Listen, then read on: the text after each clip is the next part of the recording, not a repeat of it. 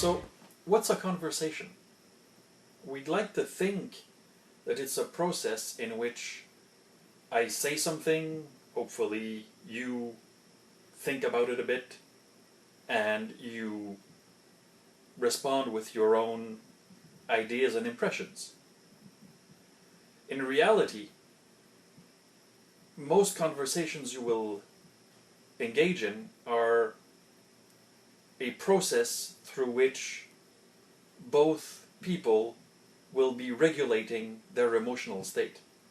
So, in reality, what's going on is that if I initiate a conversation, I am looking to regulate my emotional state. I have emotions that are out of balance, and I will use conversation as a way to evacuate excess emotional energy.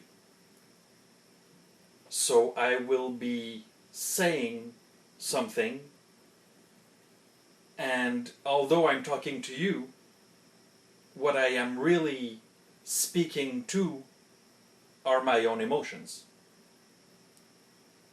When you receive the information I have sent,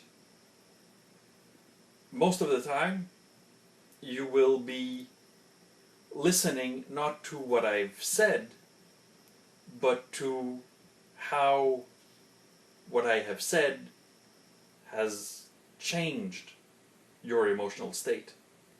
So what's really going on is that both people engaged in a conversation are actually listening to and responding to their own emotions, not really engaged with the other person.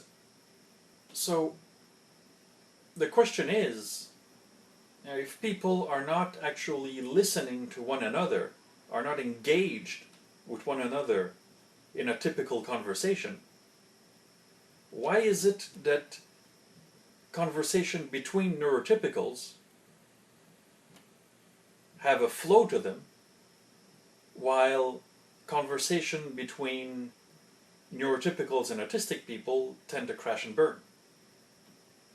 Well, the answer to that is that in the case of neurotypical people, social norming and culture will allow for automated exchange forms to happen along conventions that are accepted unconsciously by both. Now, this gives the feeling to autistic people that when they try to engage in conversation with neurotypicals, the process fails. Now, the very interesting thing to think about in this case is,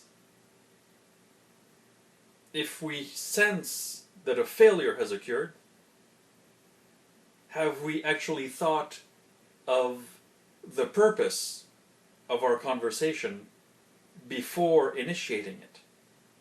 If we haven't determined an objective beforehand, then what happens is that we've left the unconscious parts of our brain decide of the objective of the conversation, while we don't have the automated equipment, the social norming and the cultural cues, but especially the social norming element, to allow the conversation to continue in a automated, mirrored way. So if we want to have a successful conversation, instead of allowing automated processes to take over, we need, of course, first to have a clear objective of what we are trying to extract from the conversation. And rather than listen to and speak to our own emotional state, we need to listen to the information the other person gives us about their emotional state. And when we answer, we need to target our response to the emotional state of the other person. So let's say I'm in a casual conversation.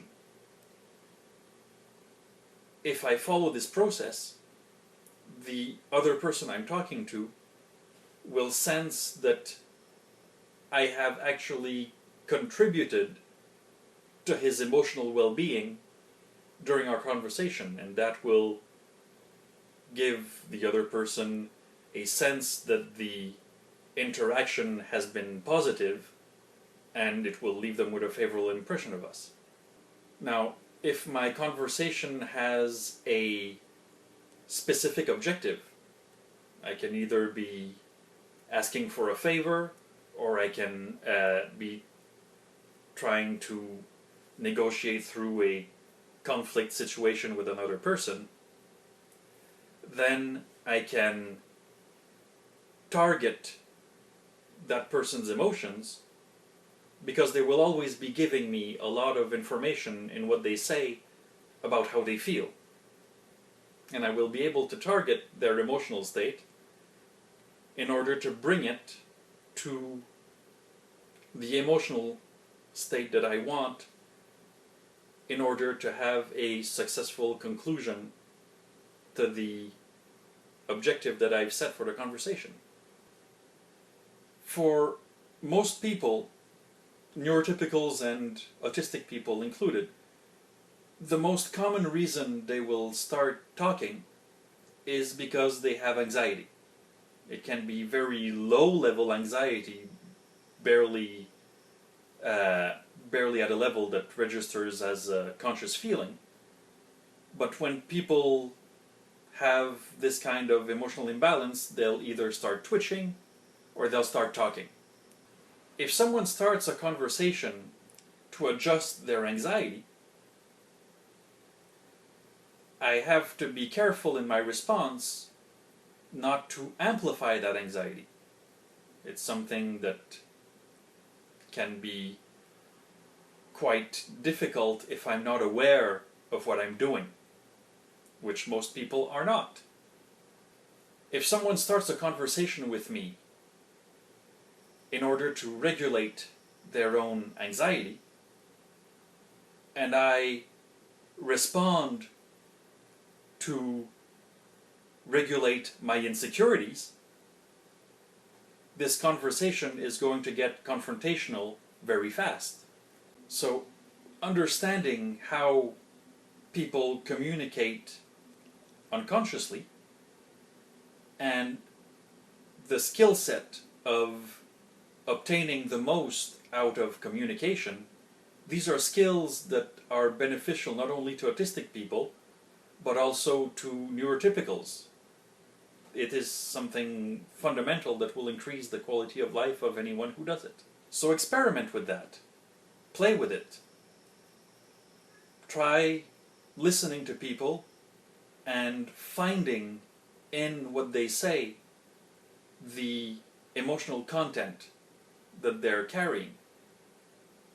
You'll find, with a little bit of practice, people give you a lot of information about their emotional state when they're talking. And when you get a hang of understanding the emotions that the persons are communicating, start playing with appeasing these emotions, targeting these emotions for appeasement, and tell me how it goes.